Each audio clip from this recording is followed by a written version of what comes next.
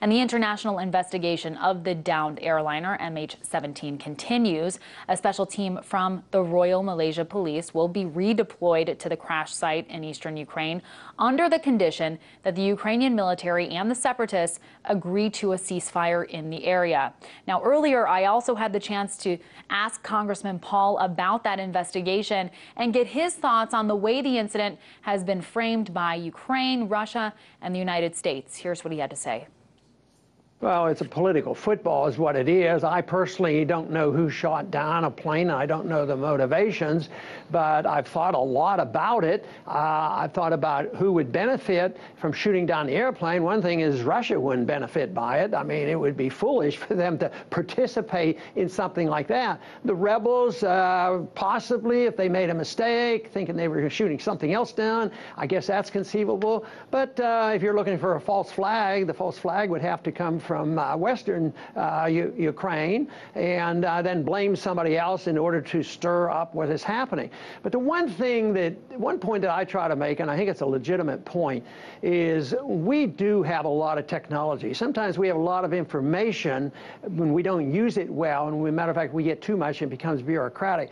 But I am convinced that the United States had a lot of information about everything going on in the skies over Ukraine during this period of time. I mean, they know what was going on. I mean, we participated in a coup, and it was very, very important. So I think our government has been talking a lot less about it. At the beginning, it was immediate. Oh, Russia did it, and then they wanted to drop it. And then when our intelligence group came out and said, no, there's no evidence that Russia was a participant in it, then the propaganda continued, but they allowed it to stand. I think most Americans right now believe that Russia was responsible for all this.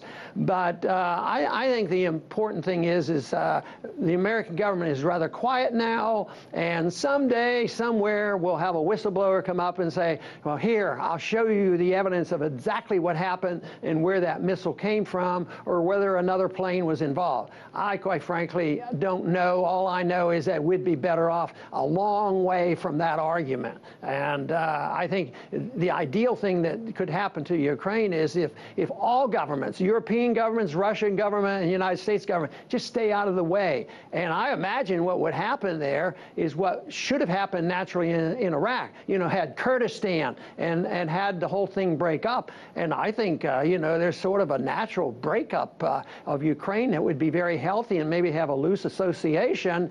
But outside governments are tyrannical and they want control and authoritarians, and we have them. Every government has them. But I think the only thing I can advocate for is a position for the United States, because I pay taxes and I used to be in Congress. And for me, I stick to my principles, stay out of those messes. There's no benefit to us, and there's no threat to our national security. There's a greater threat to us if we're involved the way we have been for the last several years in Ukraine.